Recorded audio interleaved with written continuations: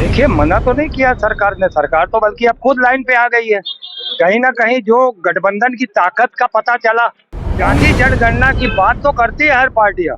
मैं अपनी पार्टी को भी यहाँ घसीटता हूँ कि कोई भी अगर इम्प्लीमेंट होता है या कोई भी कानून लाया जाता है, उसके लिए हमें लगता है कि अब एक समय निर्धारित करना पड़ेगा।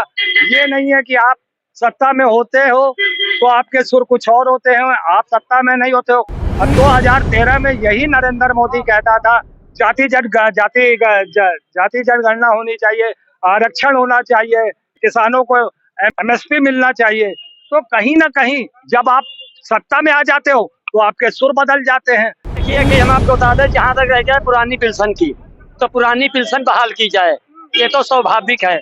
और दूसरी बात रही है विपक्ष की, तो विपक्ष ही इसी आधार पर चुनाव लड़ी है कि लोकतंत्र खत्म, संविधान खत्म। केवल इस बात पर समाजवादी पार्टी कांग्रेस ने अपना जो है जमूड़ा सिद्ध किया है। मैं तो चाहता हूँ जाति जनगणना होनी चाहिए। जाति जनगणना के आधार पर देश में मालूम हो जाएगा कौन कितना है, कौन कितना है, कौन कितना है।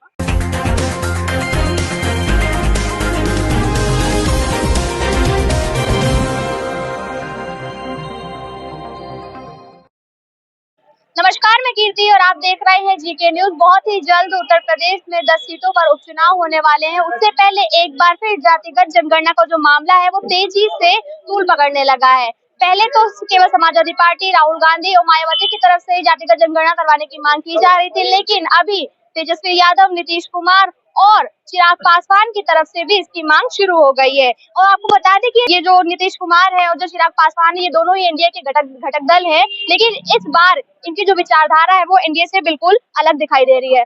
सर, जातिगत जनगणना की मांग पहले विपक्षी दल कर रहे थे और अब एनडीए के घटक दल करने लगे।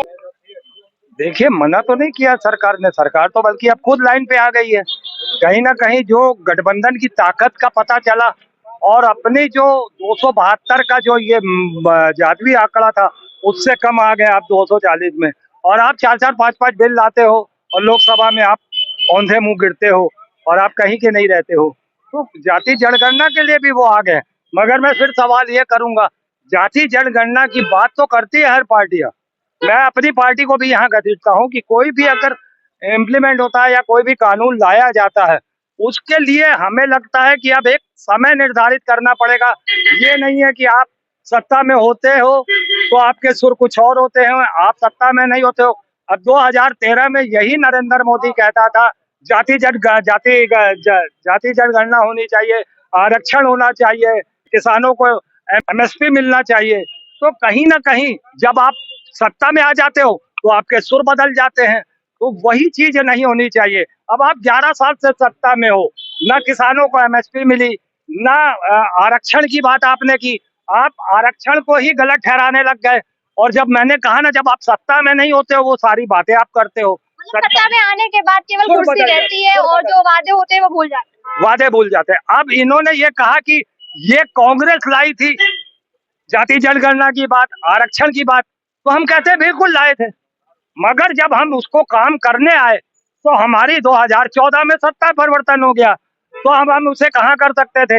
आरक्षण की बात करती है, वो कहती है महिलाओं को मित्र आरक्षण देंगे, एससी एसटी को इतना देंगे, लेकिन अगर जातिगत जनगणना नहीं होती है तो मिलेगा कैसे, अधिकार कैसे मिलेगा? मैं वही तो कह रहा हूँ ना आपसे कि अब आप 10 साल से क्या कर रहे हो। अब जब चुनाव आते हैं, अच्छा मैंने अब क्या कहा है कि नरेंद्र मोदी अब किसी भी फैसले को राहुल गांधी के हिसाब से करेगा। अब वो जो राहुल गांधी कहेगा वही फैसला होगा। राहुल गांधी कहेगा इसको नहीं लाना, तो वो बिल कैंसिल हो जाएगा। देख लीजिए आप, 4 लोकसभा में देख लीजिए, वक्फ बोर्ड का, क्रीमी लेयर का, 45 आदमियों की डायरेक्ट भर्ती का, और जितने भी हैं आप औंधे मुंह गिरे। आपको लगता है कि यूनिफाइड पेंशन स्कीम का जो लाया गया है ये भी राहुल गांधी के कहने पर है? बिल्कुल ऐसा ही हो। नहीं, यूनिफाइड में तो आप यूपीएस ले आए ना, ओपीएस की जगह आपने यूपीएस कर दिया। बहुत अच्छा सवाल किया आपने। यूपीएस जानते हैं, जब आपका कंप्यूटर खराब, बत्ती चली जाती है, तो उसमें यूपीएस काम करता है। यूं 15-20 मिनट के लिए आपको कंप्यूटर को सहयोग देता है, सपोर्ट करता है।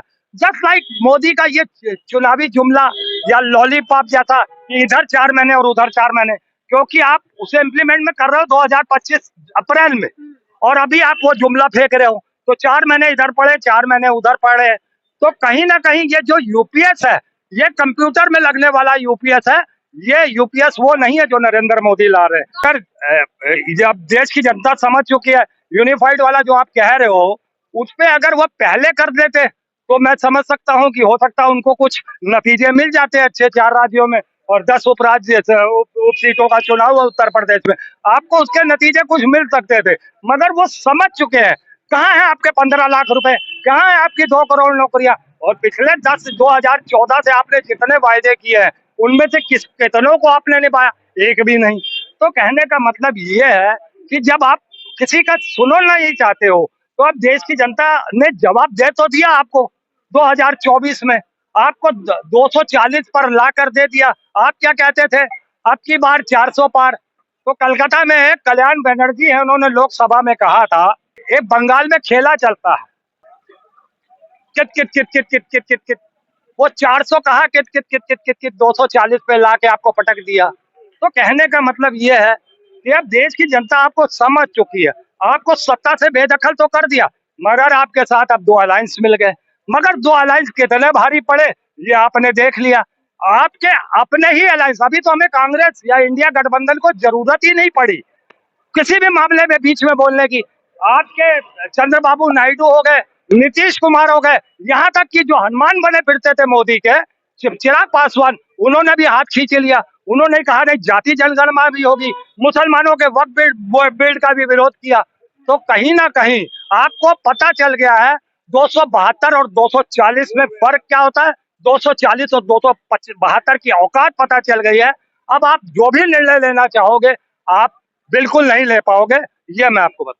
इन्होंने कहा कि अब फर्क पता चल गया है और कोई भी निर्णय यूं ही नहीं लिया जाएगा। यूपीएस की बात की इन्होंने और कहा कि यूपीएस बस चुनावी जुमला हो गया है, जैसे कि वो 10-15 मिनट का साथ देता है वैसे ही बीजेपी इसको ला रही है ताकि चुनाव के 4 महीने पहले और चुनाव के 4 महीने बाद तक इनका साथ मिल सके। देखिए कि हम आपको बता दें, जहाँ तक रह गया पुरानी पेंशन की, तो पुरानी पेंशन बहाल की जाए, ये तो स्वाभाविक है।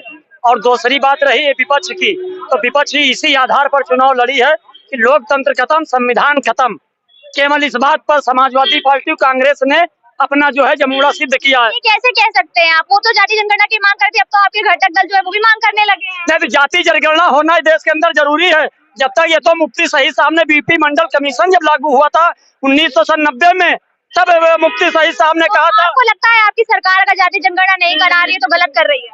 नहीं, बिल्कुल गलत कर रही। जाति जनगणना होना चाहिए, जिसकी जितनी भागीदारी उतनी हिस्सेदारी। बगैर जाति जनगणना देश जो है में सामाजिक न्याय लोगों को नहीं मिलेगा। और ये तो नीतीश कुमार, लालू प्रसाद यादव और जो है तेजस्वी यादव और तुम्हारे इनका क्या कहते हैं चिराग पासवान तो बाद में बोल रहे हैं।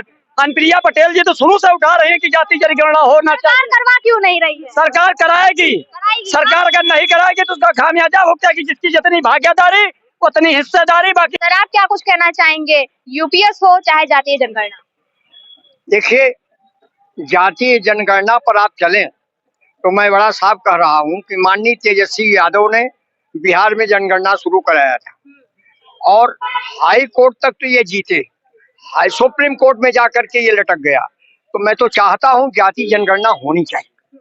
जाति जनगणना के आधार पर देश में मालूम हो जाएगा कौन कितना है, कौन कितना है, कौन कितना है।